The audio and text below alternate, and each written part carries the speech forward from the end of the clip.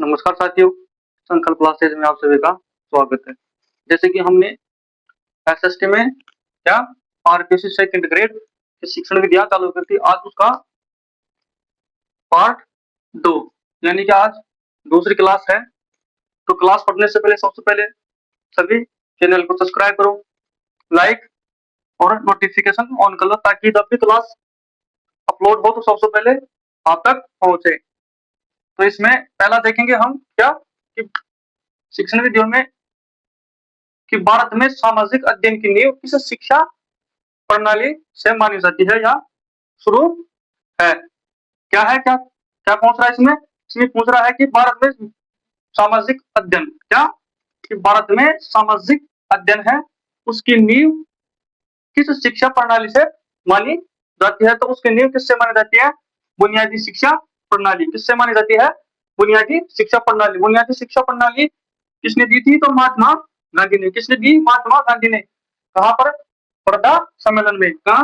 वर्धा सम्मेलन में। कब? 1937 में बुनियादी शिक्षा प्रणाली महात्मा गांधी ने दी। जिस बुनियादी शिक्षा प्रणाली के माध्यम से क्या सामाजिक अध्ययन का शिक्षा प्रणाली में नींव मानी जाती है। अगला है इसमें कि बुनियादी शिक्षा योजना। क्या बुनियादी शिक्षा योजना लागू करने के लिए किसकी अध्यक्षता में समिति का गठन किया गया? क्या पहुंच रहा है इसमें कि जो शिक्षा आयोग है यानी कि बुनियादी शिक्षा योजना है उसको लागू करने के लिए किसकी अध्यक्षता में समिति का गठन किया गया? तो कौन था? वह है डॉक्टर जाकिर हुसैन की अध्यक्षता में बुनियादी शिक्षा योजना को लागू करने के लिए समिति का क्या किया गया? गठन किया गया। अगला है कि डॉक्टर जाकिर हुसैन समिति ने किस आयु वर्ग के बच्चों के लिए मातृभाषा में हस्तशिल्प शिक्षा की सिफारिश की? यानी कि तो डॉक्टर जाकिर हुसैन है इसने समिति किस पर बुनियादी शिक्षा समिति बनाई, उस पर तो किस आयु वर्ग के बच्चों के लिए यानी किस आयु वर्ग के बच्चों के लिए मातृभाषा में यानी कि मातृभाषा में हस्तशिल्प शिक्षा की सिफारिश की थी। इसमें सिफारिश की थी कि 7 से 14 वर्ष तक के बच्चों को मातृभाषा में क्या अध्ययन करवाया जाए। इसकी सिफारिश की थी किसने? डॉक्टर जाकिर हुसैन ने। किस समिति के आधार पर? बुनियादी शिक्षा योजना या बुनियादी शिक्षा समिति प्रणाली के आधार पर। अगला है इसमें कि भारत में सबसे पहले सामाजिक ज्ञान यानी कि भारत में सबसे पहले सामाजिक ज्ञान विद्यालयों में अनिवार्य विषय बनाया गया।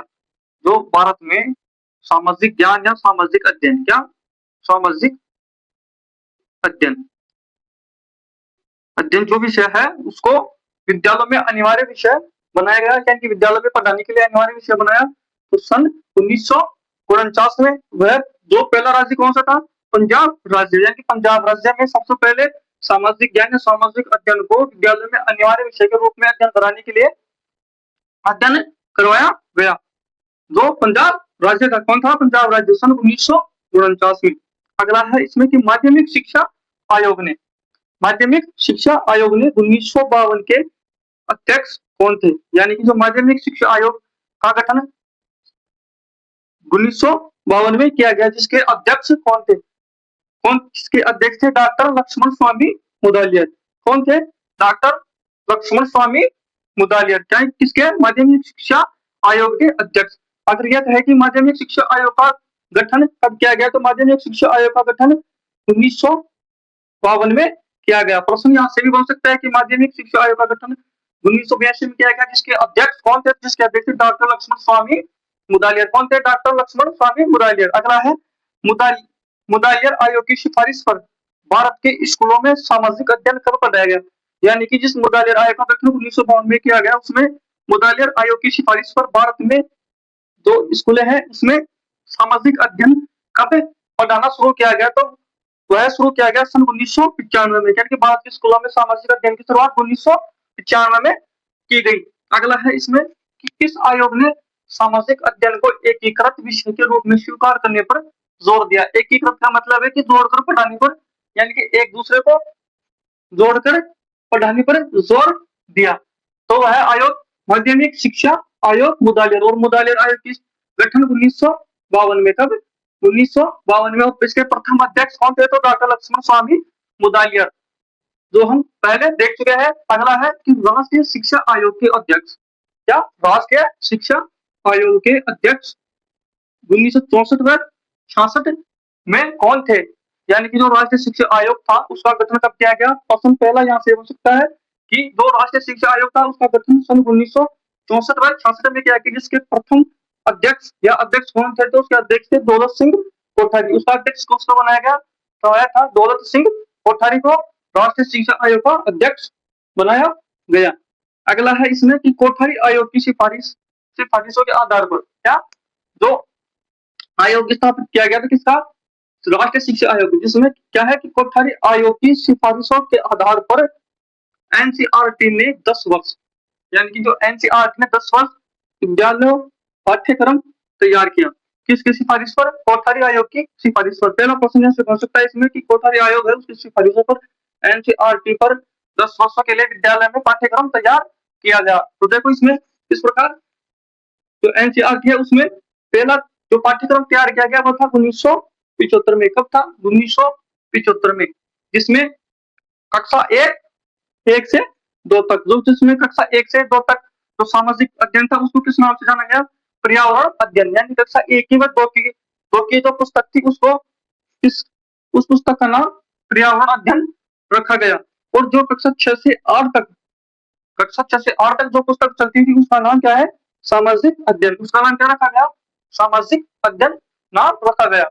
अगला है कि विद्वानों ने सामान्य ज्ञान को किन प्रमुख भागों में व्यक्त किया? यानी कि शिक्षण विधियों में देखिए तो क्या है कि जो विद्वान है उन्होंने मानवीय ज्ञान को, किसको? मानवीय ज्ञान को किन प्रमुख भागों में विभक्त किया? तो मानवीय ज्ञान को प्रमुख किया गया तो कितने भाग थे? 2 भागों में इनको प्रमुख किया, जिसमें पहला था प्राकृतिक विज्ञान। कौन सा विज्ञान? प्राकृतिक विज्ञान। अगर इसे हम प्राकृतिक विज्ञान में देखें तो पहला इसमें आएगा प्रयोगशाला पर आधारित विज्ञान। प्रयोगशाला में जैसे विज्ञान, रसायन विज्ञान व जीव विज्ञान। और दूसरा है इसमें सामाजिक विज्ञान। दूसरा कौन सा है? सामाजिक विज्ञान। सामाजिक विज्ञान में मानव व्यवहारों का सामाजिक संबंधों का क्या है? अध्ययन है। ये इसमें देखिए जैसे परिवार, समाज, जाति व धर्म। क्या है? परिवार, समाज, जाति व धर्म है। तो इसमें क्या है? इसमें प्रमुख परिभाषाएं व कथन है जिनको देखेंगे किस प्रकार है। जैसे इसमें पहला है कि सामाजिक अध्ययन और उसके द्वारा अतीत, वातावरण और भविष्य, सामाजिक व भौतिक वातावरण के प्रति की गई क्रिया का अध्ययन है। क्या है? क्रिया का यहां आएगा है, अध्ययन है। प्रमुख कथन किस विद्वान द्वारा दिया गया? तो प्रमुख कथन दिया गया जॉन यू माइक्लिक्स के द्वारा। किसके द्वारा? जॉन यू माइक्लिक्स के द्वारा। किसके द्वारा? जॉन यू माइक्लिक्स के द्वारा। इसमें देखो याद करने का तरीका, इसमें मैन क्या है कि सामाजिक अध्ययन जो परिभाषा दिया है इसमें सामाजिक अध्ययन की, उसमें देखेंगे कि अतीत व वातावरण। दूसरा इसमें भविष्य व सामाजिक, क्या? भविष्य व सामाजिक और भौतिक वातावरण को एक जगह, यानी कि जो क्रिया होती है इसमें इनमें इनके प्रति जो क्रिया होती है उसका अध्ययन है। या प्रमुख कथन कि समाजशास्त्री के द्वारा दिया गया तो जॉन यू माइक्लिस के द्वारा। इन शब्दों को याद रखेंगे कि यह शब्द जॉन यू माइक्लिस के परिभाषा में दिए हुए हैं। अगला है कि सामाजिक अध्ययन, क्या? सामाजिक अध्ययन नागरिकता शिक्षा के उद्देश्य व मानव संबंधों से संबंधित अनुभव व ज्ञान, क्या? मानव संबंधों से संबंधित अनुभव व ज्ञान का एकीकरण है। निम्न परिभाषा किसके द्वारा दी गई? तो इसमें भी यह निम्न परिभाषा किसके द्वारा दी गई? तो यह दी गई बेरेल किसके द्वारा? बेरेल के द्वारा। किसके द्वारा दी गई? बेरेल के द्वारा। अगला है इसमें कि जीने की कला, क्या? जीने की कला बड़ी सुंदर कला है। क्या है? जीने की कला बड़ी सुंदर कला है और सामाजिक अध्ययन द्वारा ही जीने की कला का ज्ञान प्राप्त होता है। क्या है? किस ज्ञान प्राप्त होता है? प्रमुख विचार किस विद्वान का है? यानी कि जो प्रमुख कथन किस विद्वान का है या प्रमुख कथन प्रमुख विचार किस विद्वान के द्वारा दिया गया? तो यह है एमपी मुफात के द्वारा। किसके द्वारा दिया गया? एमपी मुफात के द्वारा दिया गया। इसमें इसने कहा कि जीने की कला बड़ी ही सुंदर कला है जो है, और यह कला इसमें सामाजिक अध्ययन द्वारा ही जीने की कला का ज्ञान प्राप्त होता है। यह परिभाषा एमपी मुफात के द्वारा दी गई। अगला है इसमें कि जेम्स हेमिंग, क्या जेम्स हेमिंग के अनुसार सामाजिक अध्ययन, क्या जेम्स हेमिंग के अनुसार सामाजिक अध्ययन किन संबंधों का अध्ययन है।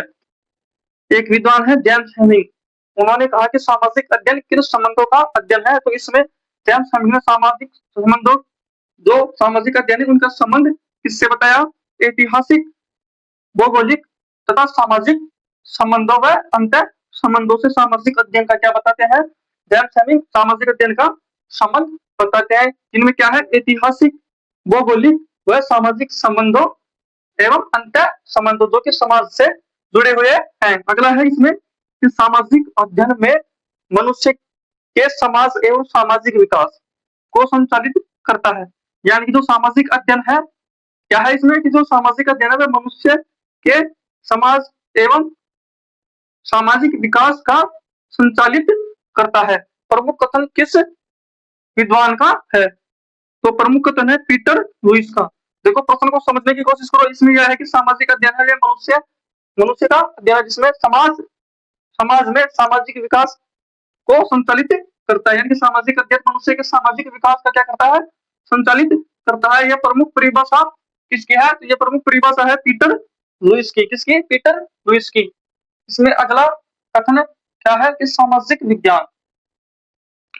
विज्ञान मानवीय क्रियाकलापों और मानव समाज का विकास है, वह सामूहिक विचारों का अध्ययन करता है। क्या है, क्या परिभाषा है कि सामाजिक विज्ञान मानवीय क्रियाकलापों और मानव समाज विकास है। क्या है, मानव समाज विकास है जिसमें भी क्या है, सामूहिक विचारों का अध्ययन करता है। निम्न कथन या परिभाषा किसके द्वारा दी गई, तो निम्न कथन और परिभाषा दी गई चार्ल्स ए बियर्ड के द्वारा। किसके द्वारा, चार्ल्स ए बियर्ड के द्वारा।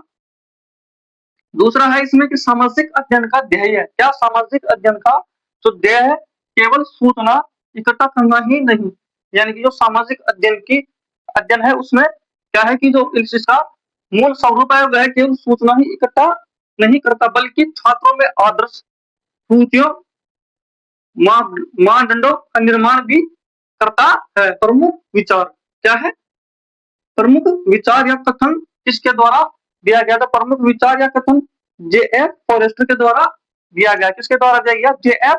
फॉरेस्टर। क्या है कि जे.एफ. फॉरेस्टर कहते हैं कि जो सामाजिक अध्ययन है यह केवल सूचना को क्या नहीं करता, इकट्ठा नहीं करता, बल्कि छात्रों में क्या करता है, आदर्शों व रुचि मानदंडों का निर्माण भी करता है।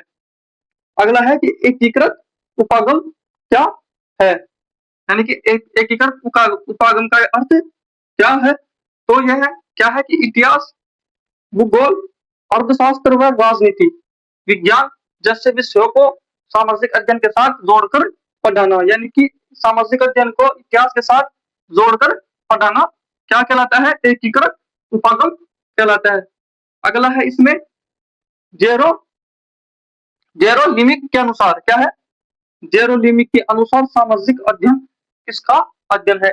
एक विद्वान है कौन, जेरोलिमिक, जो सामाजिक अध्ययन को किसका अध्ययन मानता है, तो यह अध्ययन मानता है कि सामाजिक संबंधों का, किसका, सामाजिक संबंधों का अध्ययन मानता है। अगला है इसमें कि सामाजिक अध्ययन की प्रकृति कैसी मानी गई, यानी कि शिक्षण विधियों में जो सामाजिक अध्ययन है इसमें जो सामाजिक अध्ययन की प्रकृति है वह किस प्रकार की मानी गई, तो वह विशाल एवं व्यापक, बड़ा रूप माना गया है। किसका, सामाजिक अध्ययन की प्रकृति का विशाल एवं व्यापक रूप।